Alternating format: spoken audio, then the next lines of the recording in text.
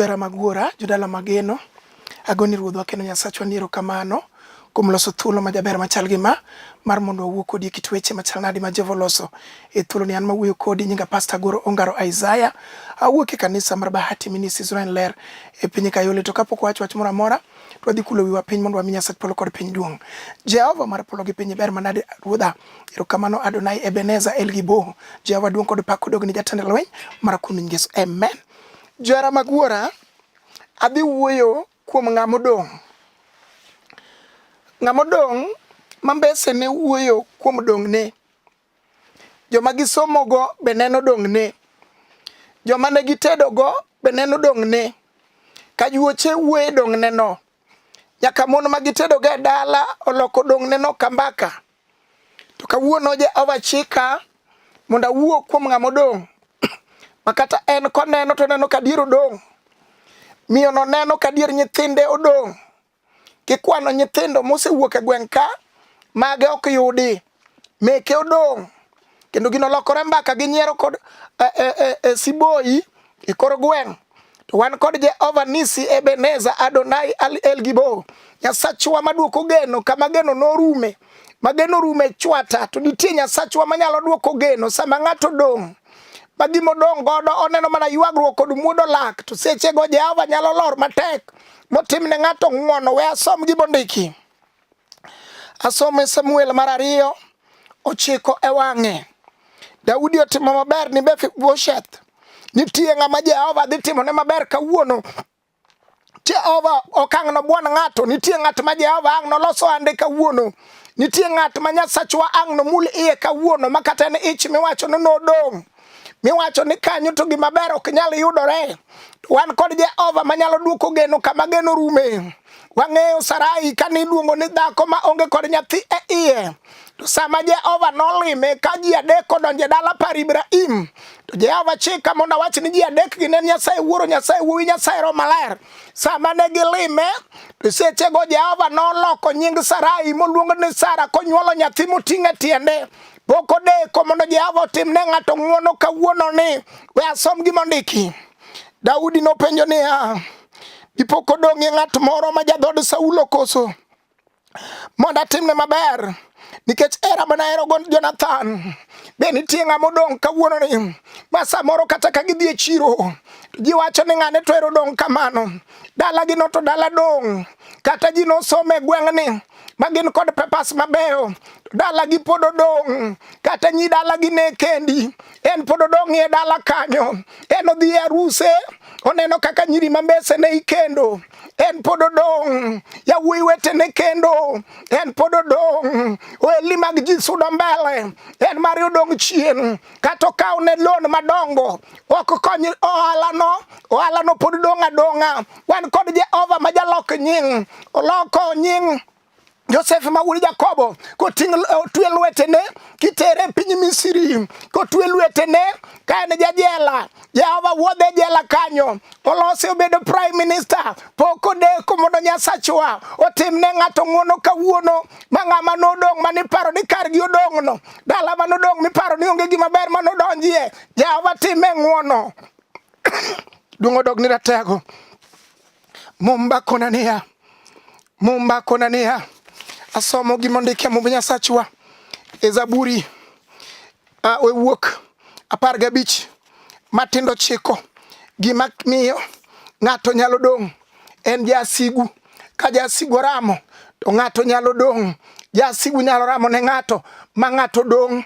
Obedie somo, obedie dak, obedie tedo, obedie ohala, ng'ato nyalo dong'. Ka jasigu ramo ne ng'ato to nyalo dong' kata osiptal ma jowadgi chango, machul bil mawuogi, en pod okwamo. Kata pesa nitie minyalo gole gi osiptal no, pod okwama, iwacho ni tuo moro pok oyudore. Wan kod Yesu duoko, wan kod chier mar choke, Jagalili manyalo kelo duoko. Kama geno norume. Mumba konania. Wuok 15 matindo 9. Jasikwa nowacho niya, analaw gi majukgi, anape mwandugi, kendo anayak gimoro amora madwaro. Muma konania. Jasigu nowacho ni kati dhi Nairobi, kati dhi Mombasa, kati dhi Eldoret, kati dhi Kisumu, kati idage gorofa marabora. Jasigu nowacho niya, kanyo bro manyie motem matek manyaki dong, e tuo no ero nyaki dong, e dhier no nyaki dong, nyake misumba nyaki dong, kaminyiere ji nyaka yudie. To kawuono wawacho niya, nitie Jehova Shalom ondiki Zaburi 40:2 ni noywaya kogola chuodho motimo todo moketa wi lwanda motegno. Kawuono wawacho niya, ng'ama nade modong'? Nitie Jehova ma jakele duoko, nitie Jehova ma jakele geno, kama geno norume. Wang'e Nyasachwa mapok olo, oparo Jakobo, okone Jakobo ni kochakre kawuono ok chak luongi ni Jakobo, iluongi Israel, ng'at mogwedhi. Ere go ng'ama neno kodong'? Owacho ni anta neno kadong', dala wa dong', kindi mbese na dong', kindi nyithi wa dong', kata kama tiye onge ng'ama odich koda, kata kama nyatede ni onge ng'ama odich koda. To nitie Jehova ma jalos ng'ato, manyalo loko nying ng'ato, koloko nying Jakobo pok odeko mondo lok nyingi kawuono. Duong' odog ni jatend lweny. Mumba kona oparo Esther ma nyathi kich moketo mobedo mikach ruoth. En ang'o manotemo go Lwanda motame loyo? Biane gi gimi wacho notami noero. Wan kod Jehova ma jalos nying ng'ato.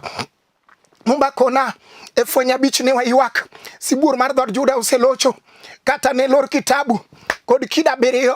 To nitie Jehova manyalo loko kit nyingo te kawuono. Ondiki Jo-Kolosai 2:14 ni norucho gima nade manondiki manotwewa. Ondiki e Isaya 22:25 ni chieng'no musmal manogur matek nopudh oko. Ondiki e Nahum 1:13 ni nyororo manotwewa Jehova nyalo golo. Bed ni en nyororo mar tuo, wacha ni nyororo kawuono riti, kata ne wasigu nobiro motweya kodi kawuono ni waluongo Yesu manyalo chodo nyororo. Olimo Paulo kod Sila kanie jela. Sama ne gin e jela to Manuel nodonjo kod master key moyaw nyaka dhoudi mag jela. Pok odeko kawuono bono Nyasachwa mondo yaw nyaka inyar ng'ato miluongo ni Jakisoni ma akaw nyithindo. To pile kod pile onge kod geno, ng'eni kaka baka nodhi kaka magi pod abro chako kome lo kaka oganda. Wan kod Jehova manyalo siro ng'ato, manyalo umo ng'ato, manyalo gwedho ng'ato, manyalo ting'o ng'ato malo. Duong' odog ni ratego. Owuoyo e Isaya 40:5 wacho ni an Ruoth Kuros, Ruoth moseyiero niya, asemako badi makora chwich mondo ilo wasigu mochung'ie mbeleni, mondo ipie gode, abiro piyo gode mogangore manie mbeleni. Ano Jehova Nisi, Nyasachwa to pok olo. Owacho e fweny 3:8 ni bang'e nabiro keto dhoot e mbeleni ma onge ng'ama nyalo chako loro, kata wasigu mondo gotieno, kata gi mondo gokinyi, kata gi bi seche ma uonge dala. Jehova biro keto dhoot e mbeleni ma onge ng'ama nyalo loro. Kata nowach ni dala ni to nolor. To Jehova kosego amuri kod nyinge maler to wacho niya, an awuon an Nyasaye manyalo gik moko duto, abiro keto dhoot e mbeleni ma onge ng'ama nyalo loro. Mano fweny 3:8. Duong' odog ni nyakwar Jesse. Jeremia 30:8 wacho niya, chieng'no anatur jok mokete ng'utgi, tiende ni mar thagruok, tiende ni mar tuoche, tiende ni mar aseye, tiende ni mar abuona. Jehova biro turo jokno e nying Yesu ja-Nazareth. Onge jok manodong' kanie gut ng'ato. Ng'ato koket jok e ng'ute, to ng'ama oketo jokno kone ni mondo sud kama ohero. To kawuono ni wan kod Jehova mabiro donjo apoya nono, ang' notur jokno. Duong' odog ni ratego. Zaburi 81:6 wacho ni anagol obeche mag ting' mapek igoki. Kawuono ni nying Yesu ja-Nazareth kosetur jok mar ting' mapek, jok mar tuo, jok mar aseye, jok mar abuona. Kawuono ni koseture tigolo dheru mar ting' mapek, momiyo kata in gimichako mondo itim ionge kod geno. Ing'eyo ni kaka ohala cha nyocha nokethore, ma biro kethore. Kawuono ni chunga malo kijachir kiwacho niya, e ohanda ka agoyo raba stamp mar remb Yesu ja-Nazareth, kawacho niya e Isaya 54:17 ni onge gir lweny molosi mondo inya mano inya, onge gir lweny molosi mondo ketho ohanda ni mano kethi, onge gir lweny molosi mano negi nyithindagi. E nying Yesu ja-Nazareth bed ni gige lweny go olosgi e bwo pi, mano luongogi ni Maimuna kata omi nying machal nade, mano ok biro chandowa. Ondiki Jo-Kolosai 2:4 mar nuoyo ni norucho rucho gimondiki manotweyowa. Koro kawuono wacho niya, onge ge lweny molosi mondo inywa mano inywa. Wating'o Yesu chier mar choke, wating'o ja Galili, ng'at moparo Lazaro. Ka Lazaro ni e bwo liel, jodongo bedo riede dala, nyimine Lazaro geno serumo. Kara Yesu nyalo duoko geno, kama geno norume, ene mwaluonge kawuono. Duong' odog ni ratego. Mika 7:8 wacho ni ae wasika kik ugona siboi kata lwar kama lwareni. Pod aneno Jehova mar polo, kata andani olwar ka, kata nyithinda olwar, onge gima ginyalo konyago. Kawuono achung' kuom remb Yesu ratego, kama lwarie ni Jehova bro ywaya ka gola chuodho matimo todo, machaka chung' motegno kendo. Nyathi maonge go ruodhwa ni go, tich maonge go ruodhwa ni godo, kwe maonge ga ot Nyasachwa ni godo. Anyiera minyiera go Jehova bro rucho kawuono. Kimanade mondike kuoma, musmade manogur kuoma matek, Jehova bro pudho kawuono. Aeto kose pudho gi, to turo jok moketi ng'uta, to golo dheru mar ting' mapek. Mano Jehova El Gibo. Ang'o manotemo go Lwanda motame loyo? Samo golo jo Israel e thim, e piny Misri, e piny Farao. Farao luwo bang'gi, namo gingore ni mbele, gode ni bathgi, nyaka bunge ni kumachielo. Seche mane jo Israel oneno ka Farao biro, chunygi olikni. Awuoyo kod ng'ato sani maneno kako onge kod tich, miyo chunye likni. Kako onge kod dak, miyo chunye likni. Jehova wuoyo kod Musa ma wuod Amram, okone ni nyis jokedo niya, ni gichung' achung'a gi ling'a ling'a. An Jehova Nisi Ebeneza El Gibo, abiro kedo negi. We lweny mondo dong' mar Jehova, mondo Nyasaye mondo mi nying manyien. We mondo lweny odong' mar Jehova, mondo pepasni mondo los kawuono. Duong' odog ni wendo.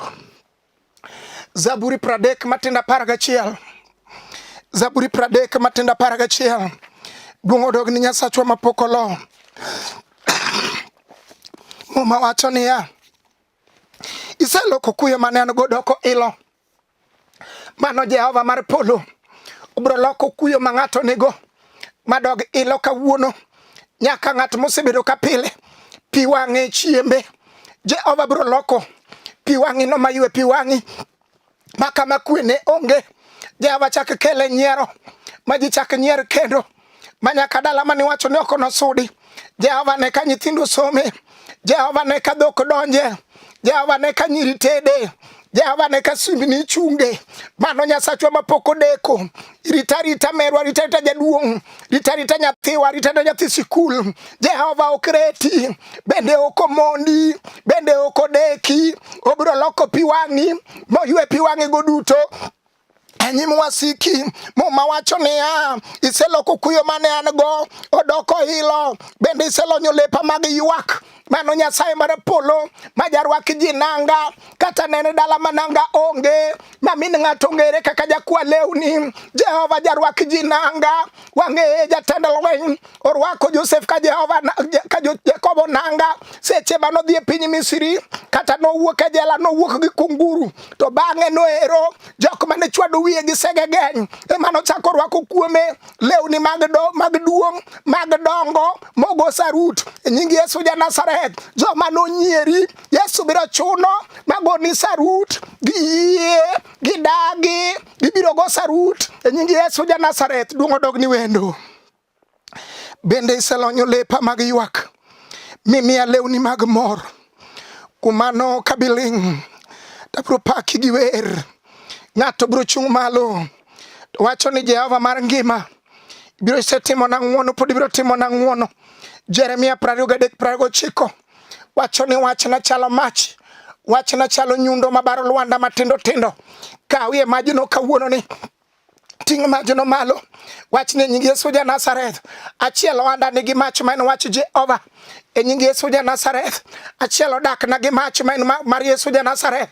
Abiro ting'o kawuono ni nyundo motegno, biro baro lwanda mag lwenje mosiko kuoma, biro baro lwanda jaka mag lwenje mosiko jake dalawa, nyaka mag lwenje mosiko chanda kod tuoche.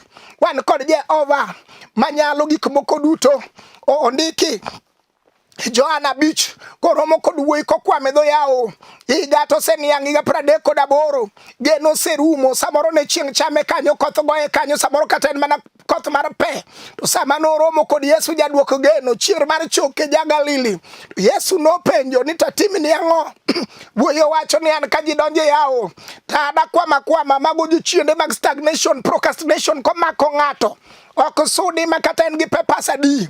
Ne gikwamo kod wuoye e higni 38 jochiende ok igi be ok gimor be ok lit ne din higni osekalo 10 pok itedo, higni osekalo 20 pok iyudo tich. To sama ng'ato romo kod Yesu ja Nazareth ma jaruch gi mondiki, to sama noromo kod Yesu ja Nazareth e dho yawo pi tugore, joma nigi pesa to kawo pesa gi to miyo jomoko to yudo tije en odong'. Joma ni kod joma ong'eyo miyo gi pesa gin gikalo en odong'. Joma nade mong'ere mago nong'ere en odong' kokwakore malich. Ng'ama nyalo rese kata onge.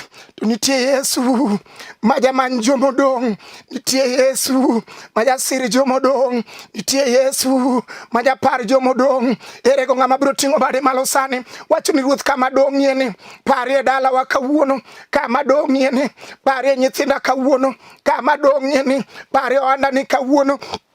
Ani paro wuoyi molewo higa 38 an bende pok odeko mondo mi para kawuono. Mano Jehova Nisi onyalo reso ng'ama okwamo, ng'ama olewo, ng'ama omoko. Wang'eye Yesu jatend lweny onyalo siro ng'ama okwamo. Sama dhako iye ochwer higni 12 to ringo to manyo Yesu ka Jehova owinjo ni japuonj ni e gweng', owacho ni okang' na deki gima tima ni ajuoke osekawo kuma pesa madong' nono, dalawa odong' buga, dalawa odong' chwata, kata gweno koro onge dala. Gimo nodong' osiep mamani ne gin mana lwang'ni kende mabuyo kuome. To sama lwang'ni nodong' tende osiepe noseringo, odong' kende, odong' Nyamasi. Nitie ng'ama nyalo dong' gi ng'ato sama ji oseringo. Iluonge Yesu jatend lweny, iluonge Yesu jakondo mula, iluonge Yesu were mapok olo, iluonge chier mar choke Galili. Duong' odogni sama nomako riak law Yesu mumba kona nea freji mano jochiende no yawo mane mudho godo remo mag iye, mane mudho pile kod pile, momiyo nodum mifuolo, momiyo kamano nyalo bedo joma ne nyalo bedo ne onge sechego ema freji go noling'ie mogo sarute nyim Yesu ja Nazareth. Kawuono ni ka ng'ato ang'o na dhi gi wichong to wacho ni Yesu ka Jehova winjo wachni. Kani timo ne nyan chata ne bende timo na kawuono, kani paro wuoyi chata bende para kawuono, kani reso Sarai ta bende resa kawuono. Wang'e ka koloko nying Ana ka Penina nyieke nyiere sama ji dhi e chiro to en mana nying Ana. To seche ma Jehova nomolo ka japuonj no mur matek modonjo molimo Ana, ang'o ma notem go Lwanda motame loyo? Nyathi no yudore e nying Yesu ja Nazareth. Wacha na bende kawuono Yesu loko nyinga, japuonj loko nyinga, jatego loko nyinga, nying dalawa oloko, nying tija mokwamo oloko, nying ohanda oloko. Duong' odogni wendo biro locho ne jomoyie, biro locho ne jomoyie, ibiro locho ne jomoyie. Jeremia 40:4 wacho ni kawuono ni ok kiny, ok orucha, ok dwe manyien, ok juma manyien. Kawuono ni agolo nyororo ok e lweti. Ng'ato ting'a ting'a bedene malo, wach ni Ruoth kawuono abiro. Nyororo mosebedo kotweyo lweta momiyo gima mulo kod lweta ok dhi maber, kawuono gol nyororo no kuma oko. Nyororo mosebedo kotweyo lweta momiyo kata kendi to dhako ok bedi, gol nyororo no oko. Nyororo mosebedo kotweyo dakna momiyo kata yud kar tedo to ji ong'eyo ni kanya biro wuoke. Kawuono Jehova Shalom ruch gi mondike kuoma, miya nying manyien. Jehova mar polo miya nying manyien e ohanda, miya nying manyien kuom nyithinda. Kama iyude nyithindo mokwamo ma ok nyalo sudo mbele, any kanyo ok noyuda. Mano wang'e Yesu jatend lweny, wang'e jakondo mula obiro siko koumo ng'ato kuom gima nade momako ng'ato, motweyo ng'ato. Duong' odogni jatend lweny. Erokamano Jagana Lili. Jeremia 51 Matindo 34 asomo muma mar Nyasachwa 51 Matindo 34. Ruodh Babulon nokango Jerusalem. Gima dwa wuoye samoro tijino gimomi dong' osekang gimoro amora mane in go mokango mokethi. Kango tende ni ketho ng'inyo matindo tindo. Iluongo joma ni kod bete mabith kata ledhi mabith to kango. Winji gima muma wacho Jeremia 51 Matindo 34 Ruoth Babylon nokango Jerusalem ochamo osenyodho dala no mobolo kucha mana kagulu ma iye ni nono sama jasigu donjo to kango kendo ketho onge gima dong maber dala ma kata ji ochunge nyim dhorangach to ka ging'iyo dala no to gineno udi ma ng'ato ok nyal kata bwoge koth ka ging'iyo dakni to ji ong'eyo ni dagni to ok notiek jumbe 2 ka ging'iyo kata mana tedo mari iwacho na rusto notimre maber pete nitie to gineno ka ipete ka kwe onge en muodo lak kod ywagruok pile kod pile wakelo Yesu duoko en ka onyalo riwo gima jachien osepogo e nying Yesu ja Nazareth kawuono ni wawacho ni e nying Yesu mar Apolo gima Jehova noseriwo onge satan mabiro pogo wadagi e nying Yesu mar loyo ruodhwa ni kod loch Jehova ni kod nyalo ka noparo Esther ma nyathi kich mane ni chien kucho kama nodake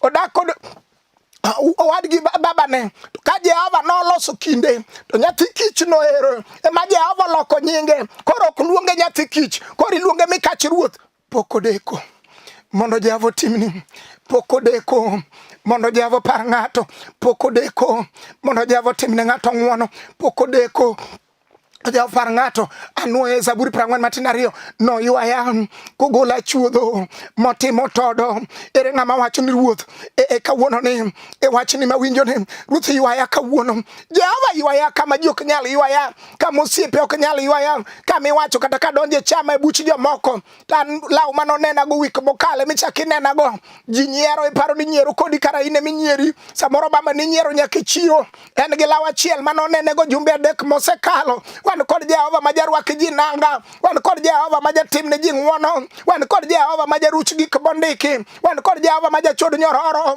wan kod Jehova ma nyalo golo dheru mapek manit gok ng'ato duong' odogni wendo wadendi jatend lweny ere go ng'ama diloi jatend lweny erokamano jakondo mula asomo muma maler mar Jehova asomo gimondiki e mumb Nyasachwa kitabu kod Nyarombo fweny 5 bang' mano naneno kitabu mane jal mobete komaduong' no oting'e lwete makorachwich nondik iye gi toke bende nondik iye kod toke nitie dala mosendike chandruok nitie ot mosendike ni kwe ok nobetie nitie ohala mosendike ni ok nosudi nitie somo mar ng'ato mosendike ni ok nogo kang' nitie papas mosendike ni mago to kata som pepas no ok nokonye wuotho kadawo kamudo lwete kakwano lwete pap wan kod Jehova mabiro duoko ne ng'ato geno so winji gi mondiki e kana neno malaika maratego kalando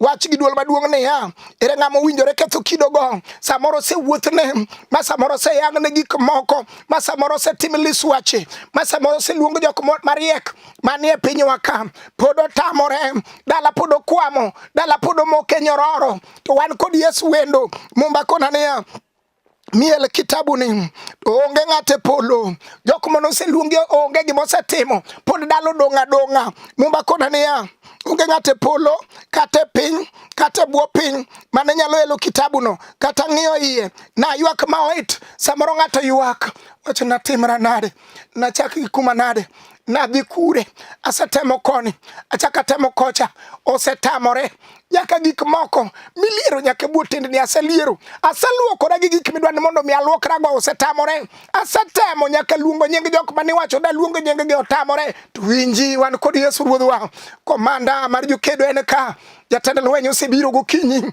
erego ndike Mathayo 7:7 duong'a to Yesu biro yawo ni kawuono erego ng'ama dwa duong'o kawacho ni japuonj asebiro obiro go koko matek wacho ni ruoth asebiro osenyiera moromo osechaya moromo dalawa osechamo moromo ruoth asebiro kating'o bada mumba kona niya to ng'ato achiel kuom jodongo go nokona niya we ywak nikech sibuor moa e dhod Juda ma nyakwar Daudi emoselocho emomiyo en gi ratiro mar ketho kida 7 go mi oel kitabu no nyakwar Jesse nigi nyalo mar rucho gigo eko mar chodo nyororo manotwe godo ng'ato mar gonyo i nyar ng'ato moting' nyathi mokete tiende moor nyathino anyinge Yesu mar polo en kod ratiro mar ketho kidono momi dakni, en kod ratiro mar ketho kidono momi min ot ma udage lela, en kod ratiro mar ketho kidono mohala no chung malo, en kod ratiro mar ketho kidono manyaka tuoche ma wilore dala,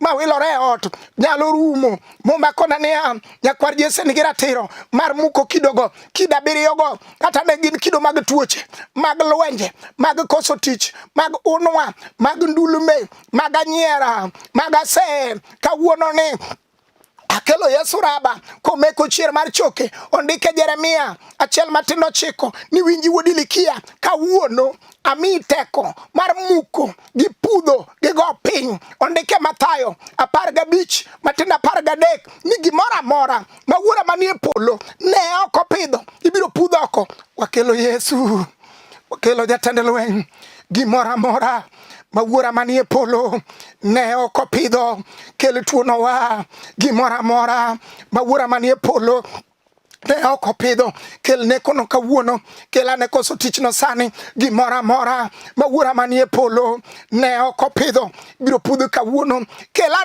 ane koso kweno, gimoro amora ma wuora manie polo ne ok opidho ipudho sani, kel ane chandruogno wa, wadhi ir Yesu ja Nazareth mondo timne ng'ato ng'uono, mondo chungi ng'ato kawuono ni, mondo lok nying ng'ato, mondo lok nying dala moro. Wadhi kodi e lamo. Jehova mar oganda lweny, Ruodha pare jaduong' ni Ruodha, pare mama mawinji ni ya Nyasacha, pare nyathi sikul ni Kristo mar polo, pare ohala ni ya Nyasacha, pare nyari ni chung kod jogi Kristo mar kedo to mar kuom Yesu. Amen.